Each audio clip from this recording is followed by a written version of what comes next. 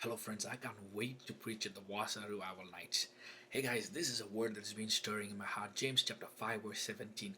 Elijah was a common man like us, a man who had a nature just like us.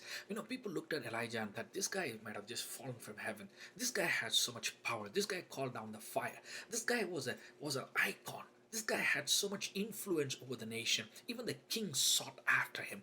This man had something so special. He carried something so powerful. What we don't realize is many times what we think about ourselves affects what God could do through us. That's why many times the enemy attacks our esteem. Enemy attacks our value system. He attacks how we see ourselves. But God has a different value system, because when God created man in Genesis chapter 1, it goes like this: come, let us make a man in our own image, that he will govern everything, that he will rule over everything, he will have an authority over everything, he will have power over everything. Hey, you might be overwhelmed with things that is happening around you and thinking, I'm just a common man. I'm just a beaten man. I'm just a man who's going through pain. I want to remind you, yes, Elijah also felt that way. Elijah went and caved inside. He went into a cave and said, God, I can't do anything special. I'm not special.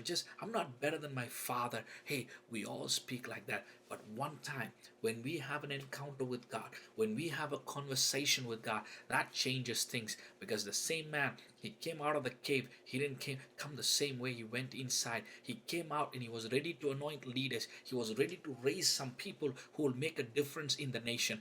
I want to remind you this. You might be sitting in your house and thinking, what's happening around me? Maybe this is a bad time. No, you're born for such a time as this. Yes, this must be a season of crisis and pandemic. I want to remind you, you're born for such a time as this. God wants you to rise and shine.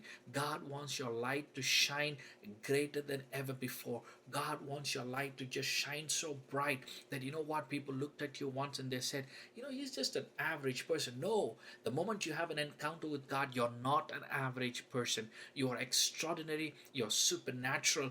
God wants you to be an influencer. God wants you to be a leader. Hey, I want to remind you one more time. I'm going to preach a word tomorrow, a word that will set you up on fire, a word that will encourage you, the word that will pump your faith, a word that will set you like an arrow set on a trajectory to a destiny. I want to remind you, God has great plans for you. Don't listen to those negativity around you. Don't listen to those bad news. Don't listen to those things that brings fear inside of you, or they just tell you you're just a common man. I want to say this to you. Yes, even Elijah was a common man, but God did some uncommon things through him.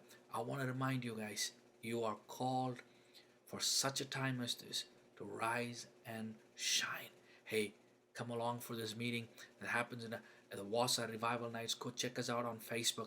I want to remind you guys, we speak the word of grace, we speak life, we speak faith over you. If you're battling something, come in there and you will be pumped in your spirit. May God bless you. May God bless you.